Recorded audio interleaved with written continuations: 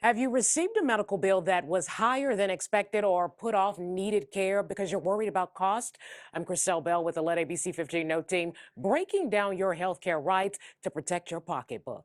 Medical bills are in the hundreds and sometimes thousands of dollars. Most people don't have that in their bank account. Patricia Kelmar is the Senior Director of Healthcare Campaigns at Arizona PIRG Education Fund, helping consumers learn their medical billing rights. So we know everyone's situation and medical coverage is different, so we're going to break down some best practices by scenario. First, what if you have standard healthcare coverage and need to set up a routine appointment?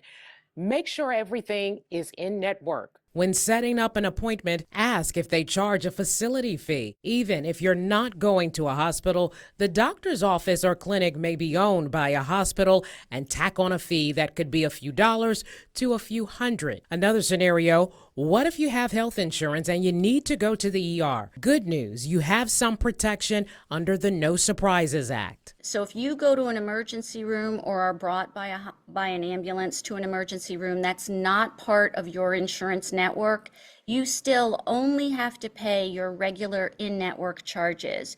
You're protected from those balance out-of-network surprise bills. The protections exist without you having to prove it, but if you see an out-of-network charge, you may have to fight it. All right, so what if you don't have insurance? Well, try not to neglect your care, but if it is a routine procedure like cancer screening or teeth cleaning, you have rights. Get a good faith estimate, and that is a written document that the provider, the doctor, the dentist has to give you that gives you a sense of how much you're going to pay for the procedure that you're scheduling. Get the estimate in writing. Make sure you get the name of the provider, your name, and date included. If the final bill is more than $400 over the estimate, then you have the right to file a dispute against that provider. Protect yourself. Take notes. What treatment and medication doses are you receiving? Ask for an itemized bill and compare it to your notes. If you can't pay,